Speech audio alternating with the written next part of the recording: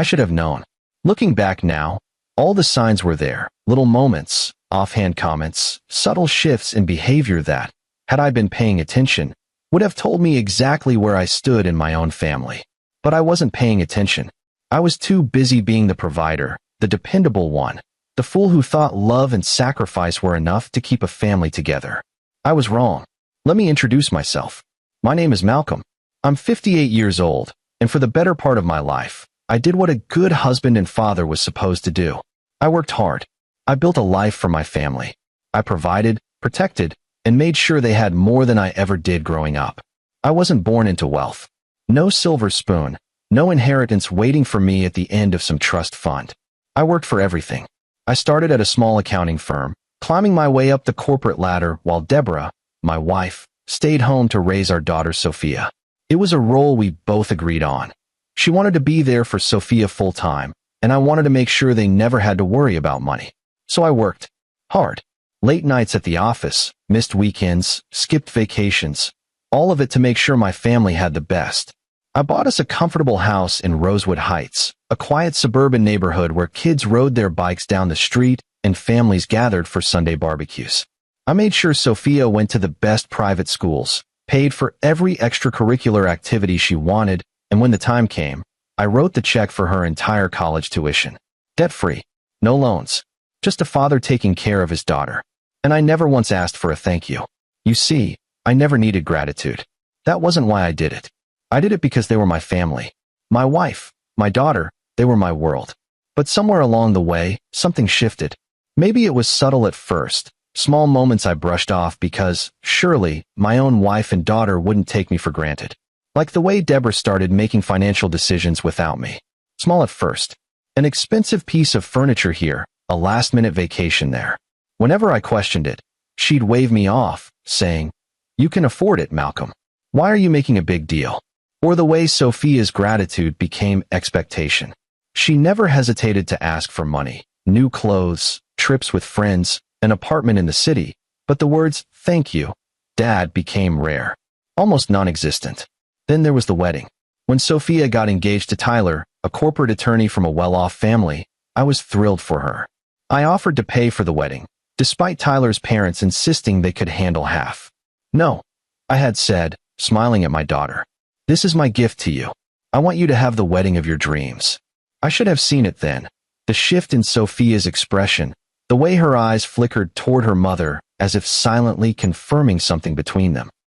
I should have paid attention when Deborah started making all the decisions without asking for my input.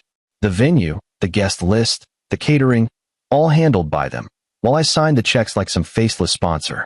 I should have noticed the way they never talked about the wedding when I was around. But I didn't. Because why would I? Why would I ever think that my own wife and daughter would exclude me from the very wedding I paid for? I ignored the signs. I told myself it was just pre-wedding stress, that they'd include me when it mattered. I was wrong. A day before what I thought was the wedding, I walked into the kitchen, smiled at Deborah, and said, "I can't wait for the wedding tomorrow." And that's when she laughed. Not a nervous chuckle. Not a guilty giggle. A full-blown, amused chuckle as if I had just told the funniest joke she'd ever heard. "What?" she said, still smiling. "The wedding happened yesterday." That moment, that exact moment, split my life into two parts. Before that moment, I was Malcolm, the devoted husband and father, the provider, the man who did everything for his family. After that moment, I became something else. Because standing there in my own kitchen, staring at my wife's smug expression, I felt something inside me snap. Not in rage, not in heartbreak, but in cold, quiet realization. They had never planned to invite me. This wasn't some scheduling mistake. They had deliberately left me out. I turned to Sophia, waiting for her to correct her mother. She didn't. Instead, she hesitated, then picked up her phone, tapped the screen a few times, and held it up for me to see. There they were. All of them. Deborah, Sophia, Tyler, the in-laws, my siblings, my nieces and nephews. Smiling, laughing, celebrating, at a wedding I paid for. Without me. My heart pounded in my chest, but my face remained calm. I looked at my wife, the woman I had spent more than 30 years of my life with, the woman I had built a home for, sacrificed for, loved unconditionally. She shrugged. A casual, dismissive shrug, like I was some distant acquaintance they had forgotten to call. Guess I forgot to tell you, huh? She said it like it was nothing. Like I meant nothing. That was the moment I knew. They didn't just take me for granted. They didn't just see me as the wallet, the provider, the necessary burden in their perfect little lives. They saw me as irrelevant. I set my coffee mug down on the counter. Carefully. Without a word. Without a reaction. Deborah raised an eyebrow, waiting for me to explode, to yell, to demand an explanation. Sophia shifted uncomfortably, sensing that I wasn't reacting the way she expected. I didn't give them the satisfaction. I turned around, walked to the hallway, grabbed my coat from the rack, and stepped outside into the cold air. No yelling. No questioning. No begging to be included. Because in that moment, I realized something they had failed to consider. I had spent my whole life taking care of them. But they had never once considered what would happen if I decided to stop. I pulled out my phone, scrolled through my messages. No missed calls. No texts. I wasn't an afterthought. I wasn't a thought at all. I took a deep breath, exhaled slowly, and whispered to myself, let's see how much they laugh when I walk away for good. Because that's exactly what I was about to do. And they were about to regret every second of it. I stood outside my own house, the cold air biting at my skin, but it was nothing compared to the chill that had settled deep inside me. I should have been angry, furious, heartbroken, but I felt none of those things. Instead, I felt empty. It wasn't just the betrayal. It was the realization that I had spent my entire life believing in an illusion of love, family, loyalty. I had built my world around them, sacrificed for them, trusted them, only to find out I was never truly part of theirs. They hadn't forgotten me. They had excluded me on purpose. That fact settled in my bones like an unbearable weight, heavier than any exhaustion I had ever felt before. I stared at my phone, my fingers numb from both the cold and the silent rage curling in my gut. No missed calls. No texts. No last-minute explanations. Nothing. Not even a fake attempt to cover up what they had done. I exhaled slowly, watching my breath cloud in the winter air, and did something I never thought I'd do. I opened my banking app. For the first time in decades, I looked at my finances not as a provider, not as a husband or father, but as a man who had been used. A man who had been nothing more than an ATM to his own family. There it was, every mortgage payment, every credit card bill, every check sent to Sophia, every monthly deposit into Deborah's personal account. All done by me. For them. And they had the audacity to throw a wedding without me? I inhaled sharply, my fingers tightening around my phone as I scrolled through my transactions. The wedding payments. Every single venue deposit, catering expense, floral arrangement, dress fitting, and luxury honeymoon package had been covered by me. And yet, they had looked me in the eye, laughed in my face, and acted like I was irrelevant. I had funded an event I wasn't even considered worthy enough to attend. My mind was running, piecing everything together, and with each realization, something inside me hardened. This wasn't just a moment of forgetfulness. This wasn't accidental. This was calculated. I turned around and walked back toward the house, my steps slow, deliberate. I wasn't sure what I expected to find when I walked back inside. Maybe a sliver of remorse. Maybe even a half-hearted attempt at an apology. But when I stepped through the front door, all I heard was laughter. Deborah's light, careless chuckle. Sophia's amused giggle. I stopped just before entering the dining room, listening. Dad's going to be fine, Sophia was saying, her voice casual, unconcerned. He always gets over things. Exactly, Deborah agreed. You know how he is. He sulks for a while, then he moves on. I told you, honey, he wouldn't have fit in at the wedding anyway. It was elegant. You know how stiff he can be.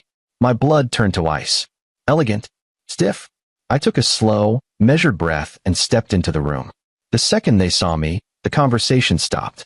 Sophia stiffened, her lips pressing together. Deborah looked up at me, her face smooth, unreadable. They weren't guilty. They were waiting. Waiting for me to act the way they expected, angry at first, but eventually forgiving. Because that's what I had always done. I let things go. I kept the peace. I swallowed my hurt because I thought that's what family was supposed to do. Not this time. So, I said, keeping my voice steady. You threw a wedding without me. Sophia sighed, already tired of the conversation she had barely participated in. Dad, please don't make this dramatic. I arched an eyebrow. Dramatic? I wasn't even invited to my own daughter's wedding. It wasn't like that, Deborah cut in smoothly. We just figured. No. I interrupted, my voice dangerously calm. You didn't forget. You decided I didn't belong. No one spoke. I looked at Sophia. Do you have any idea what you've done? I asked. She shrugged. Dad, you're acting like we abandoned you. It was just a wedding. I'm still your daughter. You're still my father. Nothing changes. Nothing changes. I let those words sink in. The sheer audacity of them. They had excluded me, mocked me behind my back, used me, and still expected me to continue providing for them as if nothing had happened. I was done. Completely, entirely done. Right? I said softly, stepping back from the table. Nothing changes. They didn't notice the shift in my tone. They didn't realize I had just made the biggest decision of my life. Deborah took a sip of her wine. Malcolm, don't be childish. You're making a big deal out of nothing. A big deal out of nothing, I repeated. Sophia rolled her eyes. Dad, come on. We had limited seats, and Mom thought. Mom thought. I repeated. So you had no say in your own wedding guest list. Sophia hesitated. And that's when I saw it. She hadn't cared enough to argue. She hadn't cared enough to fight for me. I nodded slowly, stepping back toward the hallway. Got it. Deborah raised an eyebrow. Where are you going? I need some air, I said simply. I grabbed my coat again, walked outside, and did what I should have done years ago. I opened my banking app again, and one by one, I started shutting it all down. The mortgage payments? Stopped. The credit cards in Deborah's name? Canceled. The monthly deposits into Sophia's account? Gone. The inheritance fund I had set up for her? Revoked. They didn't need me at the wedding. Let's see how well they did without my money, either. I stood on the porch, taking in the quiet night, feeling lighter than I had in years. They thought I was predictable. They thought I would always bend, always forgive, always stay. But they had made one critical mistake. They had underestimated just how much I could take. And they were about to find out what it felt like when the man they used stopped playing the fool. Because as far as I was concerned, I was done being their ATM. And I had no plans of looking back. I sat in my car, gripping the steering wheel, staring at the house I had spent the last 30 years building. The house that had seen birthdays, anniversaries, first steps, and late-night family dinners. A home. Or at least, that's what I had thought it was. But homes are built on love, on mutual respect, on the belief that you belong. And I didn't belong here anymore. Not to them. To them, I was a bank account with legs, a walking convenience. The one they turned to when bills needed paying, when debts needed clearing, when dreams needed funding. But when it came to including me in their lives, I was disposable. And the worst part? I had let it happen. For years, I had excused it, ignored it, rationalized it. I had told myself, that's just how families are. I had let myself believe that as long as I kept giving, kept sacrificing, they would see my worth. But they had seen my worth. They just never valued it. A cold, sharp realization settled in my chest as I sat in the driveway, the glow of the house's windows illuminating the stark truth. This wasn't a mistake. They weren't sorry, and they weren't going to change. So why the hell should I stay? I reached for my phone, opening the contact list. My lawyer's number was near the top. I stared at it. I could start right now. Call him. Tell him to start the paperwork. Divorce. Financial restructuring. Asset liquidation. Everything I had built for them. The house, the credit cards, the safety net. It all existed because of me. And if I walked away? If I truly, completely walked away? They had nothing. I let out a slow breath, pressing my thumb against my phone screen. But I didn't call. Not yet. Because I wasn't done. Not yet. I pushed the door open, stepping back into the freezing night air. My breath fogged in front of me as I walked back to the house, my footsteps deliberate, my heartbeat steady. I wasn't going to scream. I wasn't going to argue.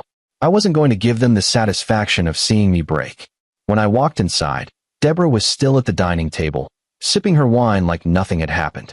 Sophia had moved to the couch, scrolling through her phone, her face as blank as ever. I stood in the entryway, watching them. They didn't even flinch. Didn't look guilty.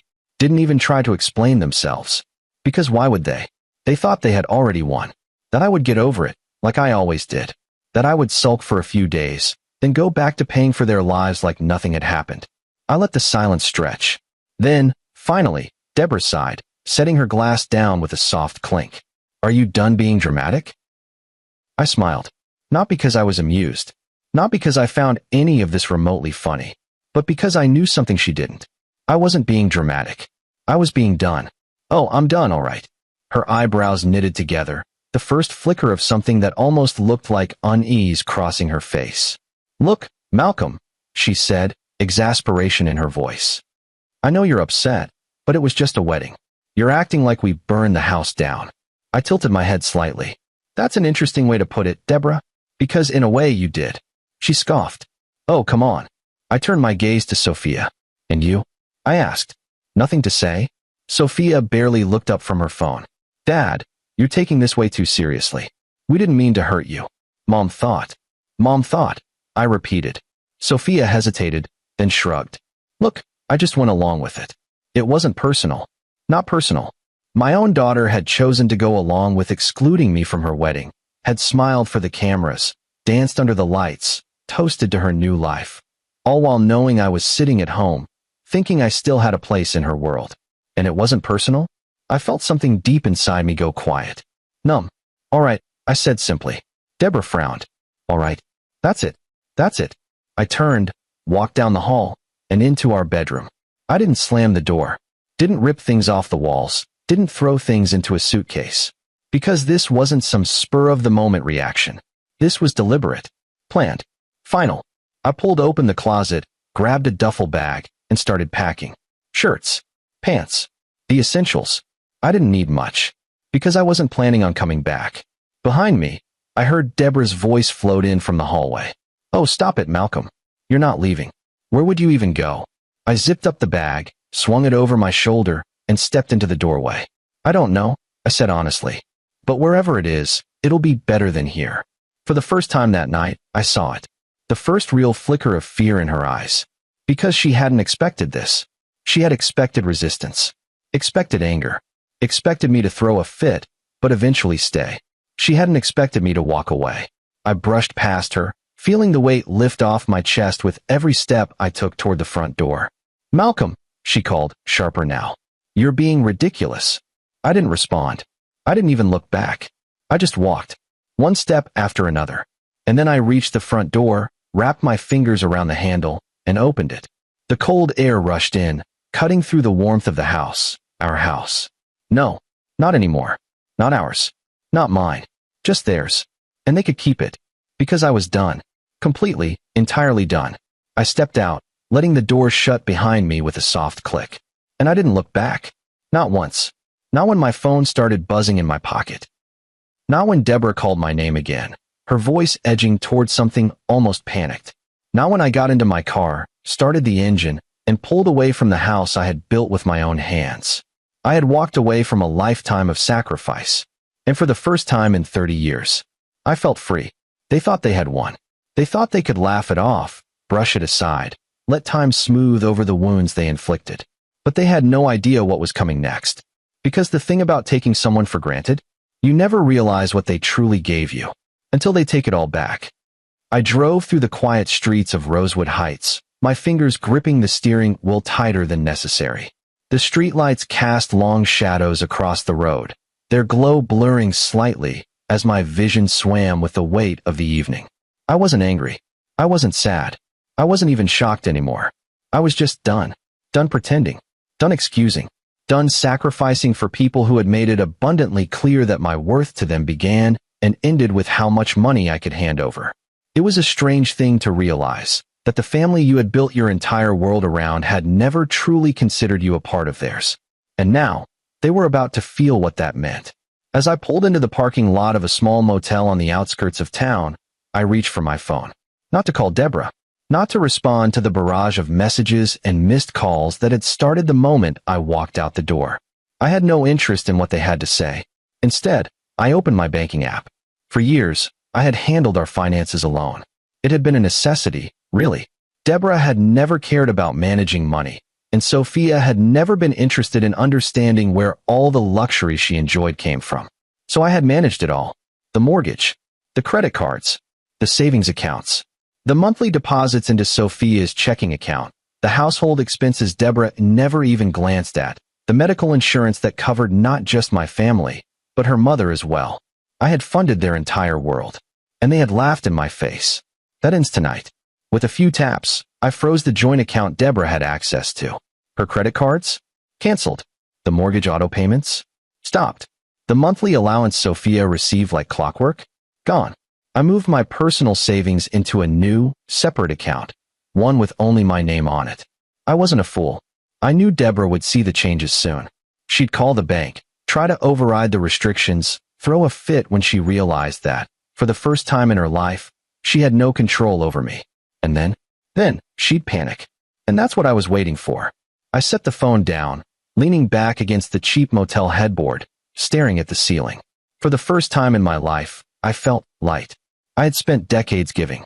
Tonight, for the first time ever, I had taken back. And they were about to realize just how much I had given them. The first signs of desperation. I woke up to 26 missed calls. I let them sit there, untouched, as I went about my morning. By the time I had showered, grabbed coffee from the lobby, and stepped outside into the crisp morning air, the messages had started rolling in. First, Deborah. Malcolm, what the hell is going on? My card just got declined at the store. Did you forget to pay the mortgage? I just got an email about a late fee. Call me now? Okay, this isn't funny. My accounts are frozen. I can't access anything. Fix this. Then, Sophia. Dad, my card isn't working. Did something happen with the bank? Dad, answer me. Mom's freaking out. Okay, seriously, what's going on? I have bills to pay. Are you mad about the wedding? Come on, Dad. It wasn't personal. You're making a huge deal out of nothing. Oh, there it was. The entitlement. The casual dismissal. The assumption that I would cave. They still didn't get it. They still thought I was playing a game. I smirked, sipping my coffee, as I scrolled to the next message. Deborah again. Malcolm, you are acting childish. You can't just cut us off like this. We are your family. There it was. The family card. I exhaled slowly, setting the phone down. They weren't worried about me. They weren't calling because they had realized their mistake. They were panicking because they had just lost their safety net. And they had no idea what to do. The first phone call. It didn't take long. By noon, my phone was ringing again. I let it go to voicemail the first 2 times. But by the third, I was curious. I answered. Malcolm. Deborah's voice was shrill, breathless. I could hear noise in the background, probably the bank. Morning, Deborah, I said, calmly sipping my coffee. There was a pause. She hadn't expected me to sound so at ease. What the hell is going on? She snapped. Why can't I access our accounts? Why is everything frozen? I hummed. Huh, that's weird. Malcolm, this isn't funny. Who said I was joking? Silence. Then, quieter, more controlled. Okay, I get that you're upset. But this is ridiculous. You're not thinking straight. Oh, I'm thinking perfectly straight, I said.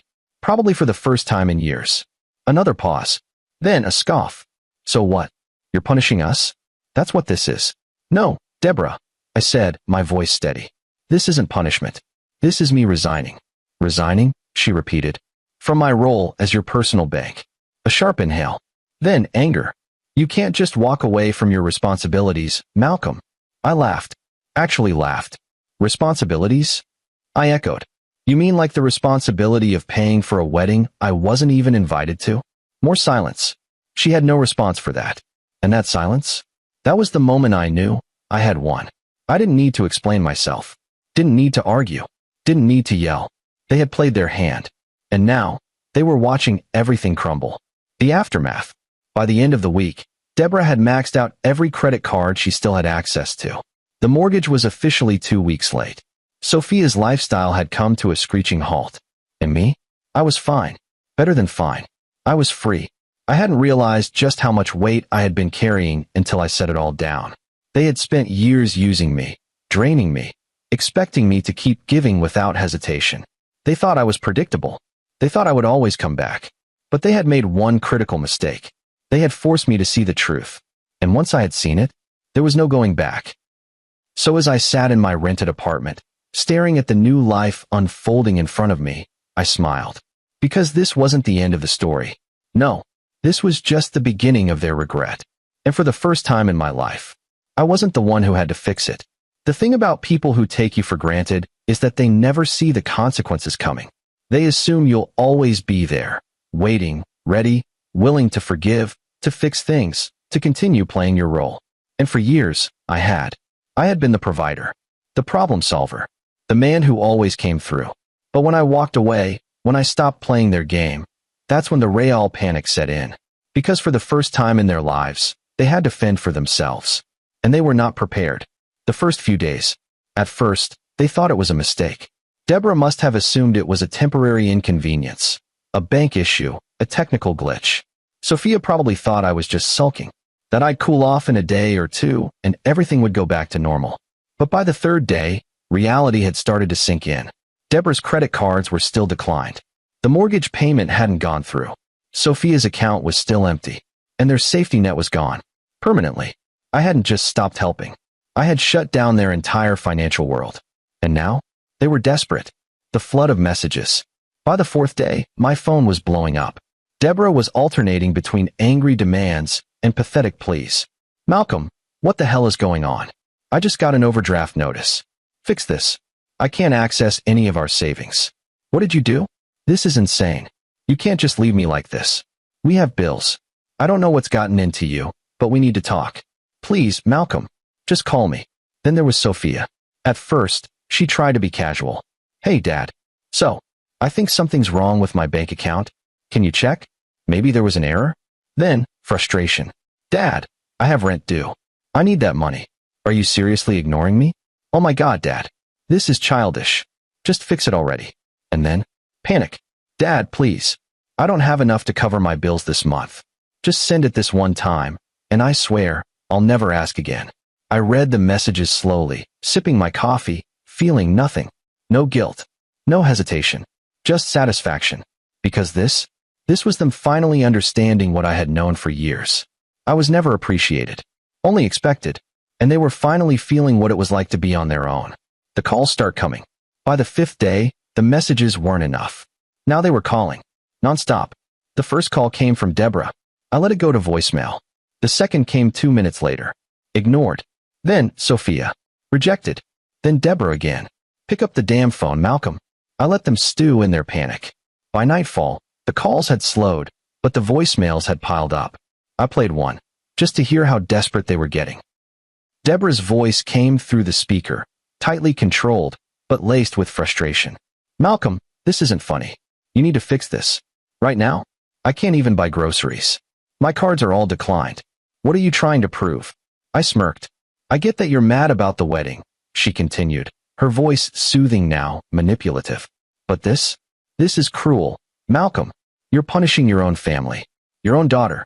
Do you really want to be that man? There it was. The guilt trip. The attempt to make me feel like the villain. I deleted the voicemail. Because I wasn't falling for it. Not this time. The breaking point. By the end of the first week, the panic had hit full force. Sophia had maxed out her remaining credit card. Deborah had called every bank representative she could. They had reached out to relatives, trying to borrow money. And when that didn't work, they started to crack. That night, my phone rang again. I glanced at the screen. Deborah. I almost ignored it, until I noticed something different. She wasn't just calling. She was FaceTiming. I let it ring for a few seconds before answering. And when her face appeared on the screen, I almost didn't recognize her. She looked unraveled. Her hair was a mess. Her face pale, her usual poise gone. Malcolm, she breathed, her voice raw. I raised an eyebrow. Something wrong. She stared at me, as if trying to figure out who I was. Because this Malcolm, the one who was calm, indifferent, untouchable, wasn't the man she was used to manipulating. We need to talk, she said finally. We are talking, I said, sipping my coffee. Her jaw tightened. Malcolm, I don't have time for this. We can't keep living like this. The bank won't reverse the freezes. The house payment is due in a few days. Sophia is panicking. And Deborah blinked. And what does that have to do with me? Her mouth opened, then shut. Because she didn't have an answer. For decades, I had been the fixer.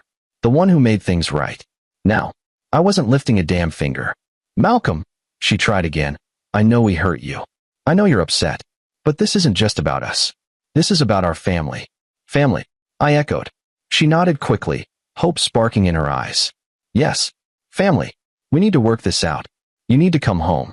I let out a small laugh, shaking my head. Deborah, let me ask you something. She hesitated. What?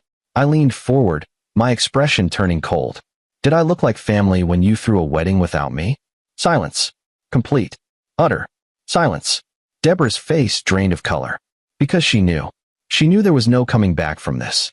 "Good night, Deborah," I said calmly. And then, I ended the call. The final realization. That night, I slept better than I had in years. Because for the first time, they weren't my problem anymore. I wasn't the safety net. I wasn't the solution. I was just a man who had finally woken up. And tomorrow, they were going to wake up too. Because this wasn't temporary. This wasn't a lesson. This was permanent. And they had no one to blame but themselves. I knew the moment was coming. The moment where they stopped pretending this was a misunderstanding and started realizing what they had actually done. It had taken longer than I expected. They had wasted time yelling, blaming, demanding, convinced that their outrage would somehow reverse the situation. But when their credit cards stayed frozen, when the mortgage default notices arrived, when Sophia's landlord started asking about her late rent, and when the groceries in the fridge started running low, that's when they understood. And that's when they came to find me. The knock on my door. It was a quiet morning. Peaceful. The kind of morning where I could sip my coffee, enjoy the fresh air, and feel the weight of my old life fully lifting off my shoulders. I had been staying in a furnished apartment across town. It wasn't flashy, but it was mine, a space free from their expectations, their demands, their endless cycle of entitlement. I had just settled into my chair, my phone on silent, when the knocking started. Loud. Persistent. I didn't need to look through the peephole. I already knew who it was. Deborah and Sophia. And just like that, the moment had arrived. I set my coffee down slowly, exhaled through my nose, and walked to the door. I let them knock one more time. Harder. Then, I opened it. Face to face with desperation. Deborah looked exhausted, her hair a mess, her eyes dark with frustration. Sophia, standing just behind her, wasn't much better. The confidence, the smug attitude, the casual dismissal from before? Gone. What stood before me now were two people who finally understood what they had lost. "Malcolm," Deborah started, her voice tight, controlled. I leaned against the doorframe. Calm. Unbothered. Waiting. She took a breath. "We need to talk."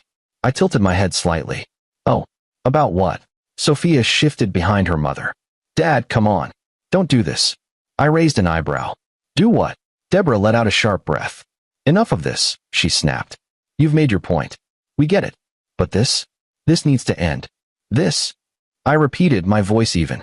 "Yes, this," she hissed, crossing her arms. "Your little act. Your silent treatment.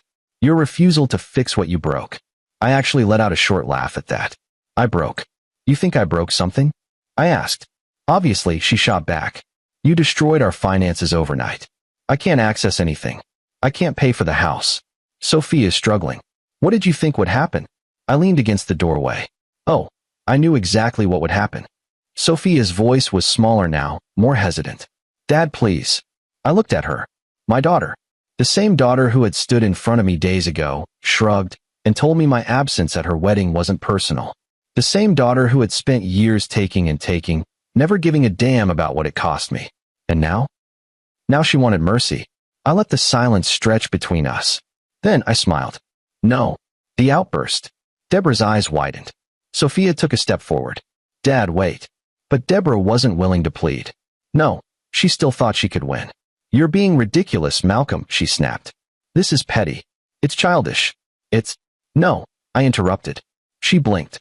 "You don't get to stand here and call me ridiculous, Deborah," I said, my voice cool and controlled.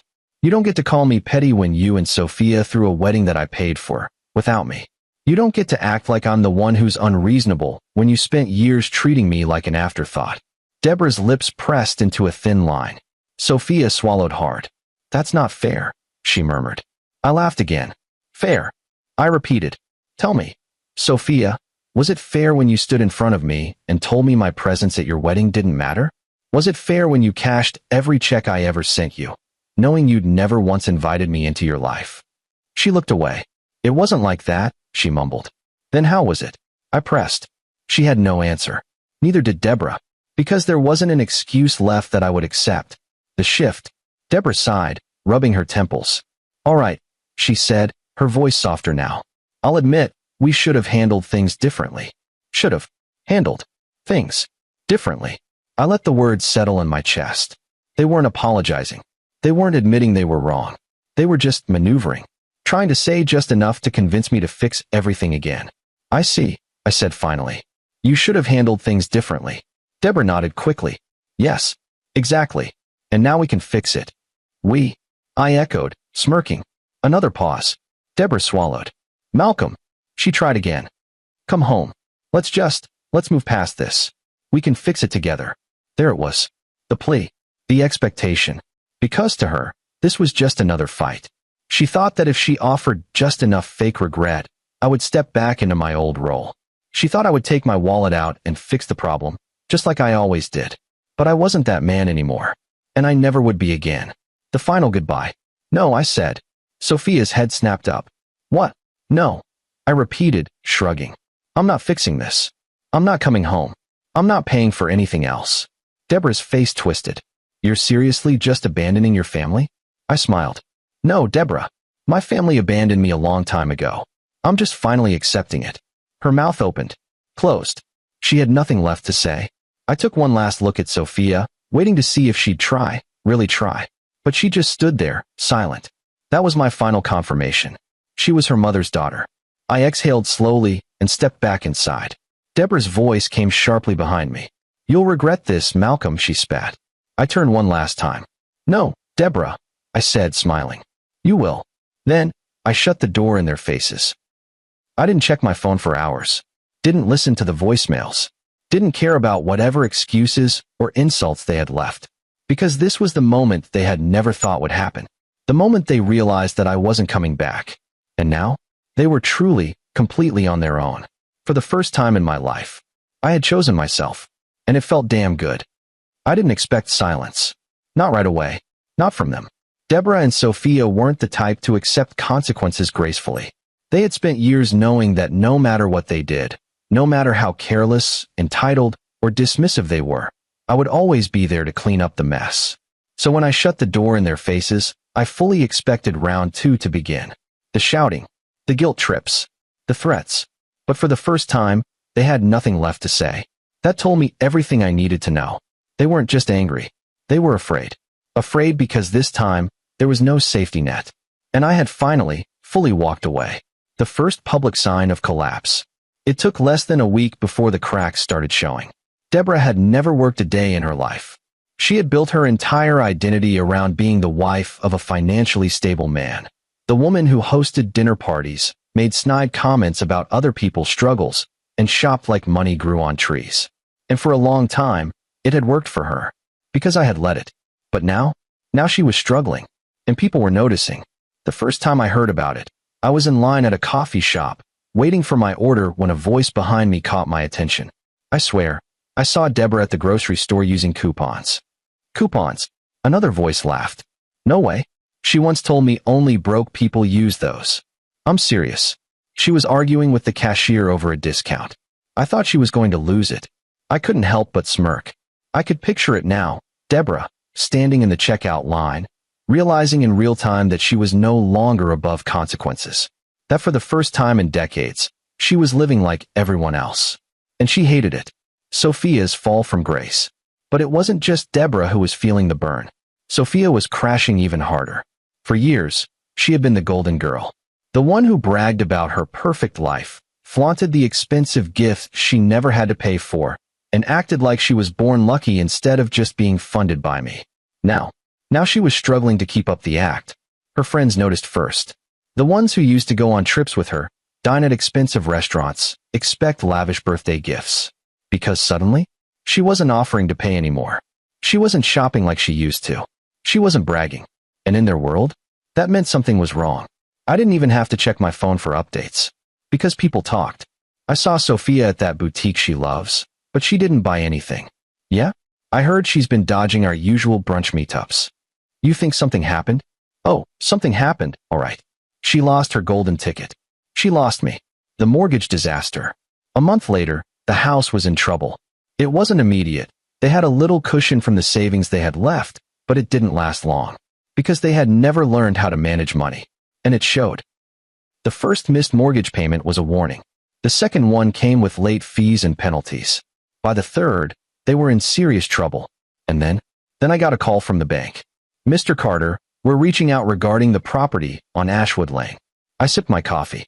Oh, what about it? We've noticed that payments have been delayed, and given that your name is still listed as primary on the mortgage, we wanted to check in. I smirked. Oh, I appreciate that. But that's no longer my responsibility. There was a pause. I'm sorry, sir. Are you saying you're surrendering the property? I'm saying that the people living there need to figure it out on their own. Another pause. I understand, sir. We'll proceed with the standard process. That was all I needed to hear. Because standard process meant foreclosure. And Deborah and Sophia were about to learn the hard way what happened when the person they had used for decades finally stopped paying the bills. The relatives start talking. It was only a matter of time before word spread.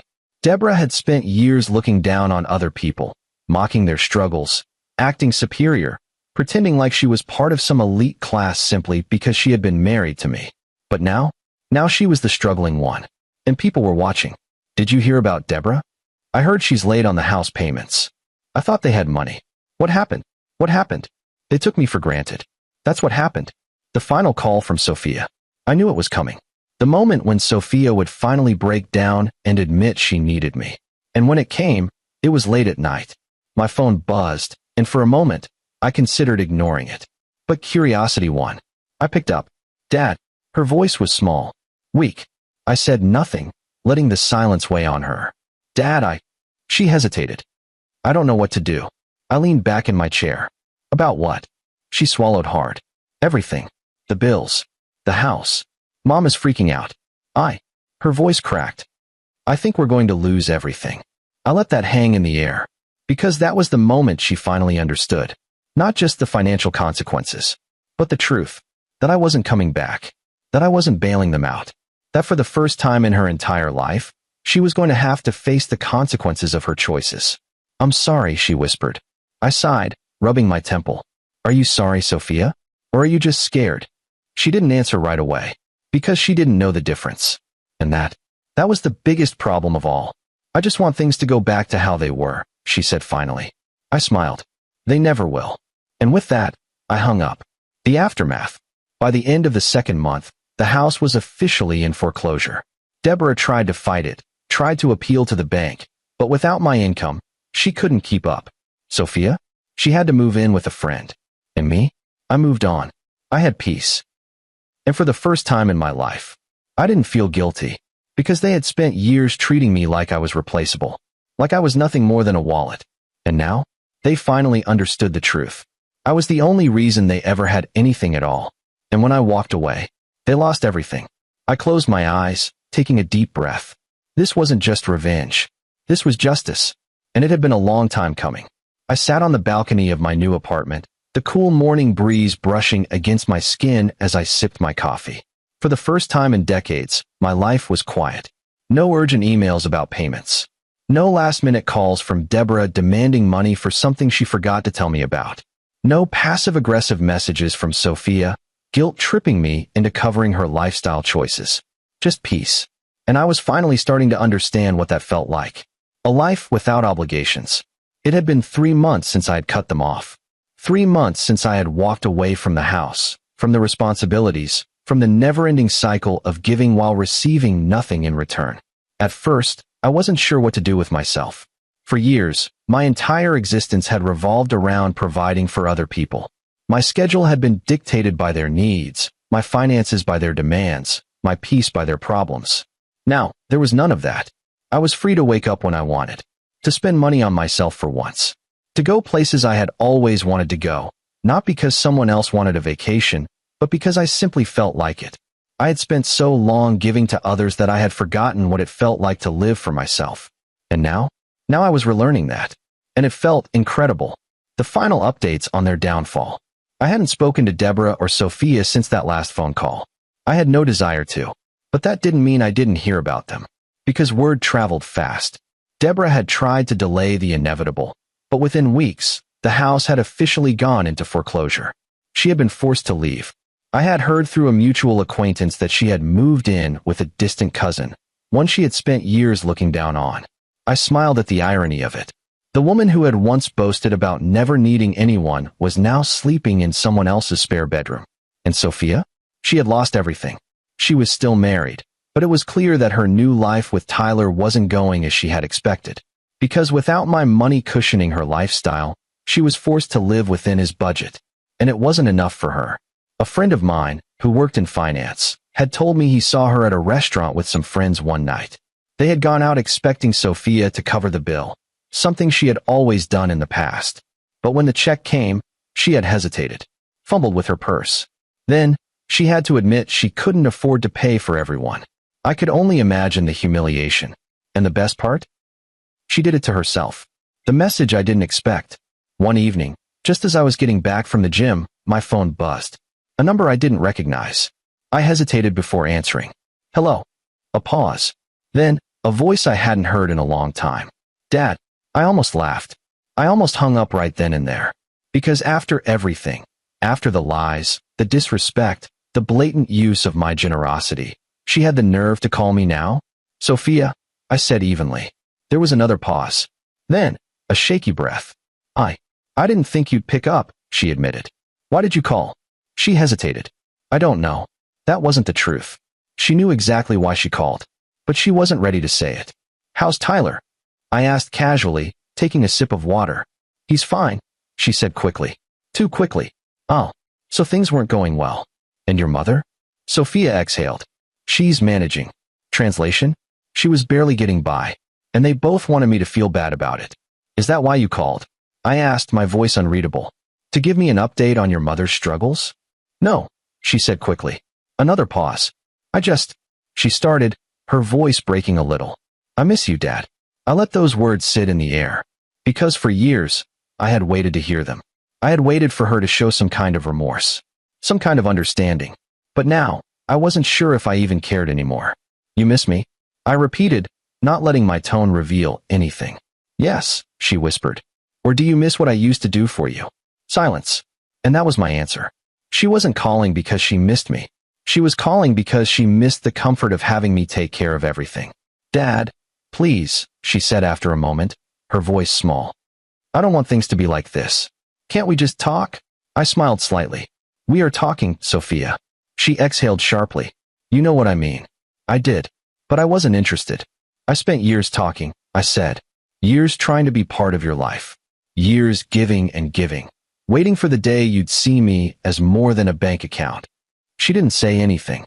And you never did, I continued. Not until it was too late. Another pause. So that's it, she asked finally. That's it, I confirmed. You're just done with me? There was a time when hearing those words would have wrecked me. When the idea of being done with my own daughter would have felt like a failure. But now it just felt like freedom.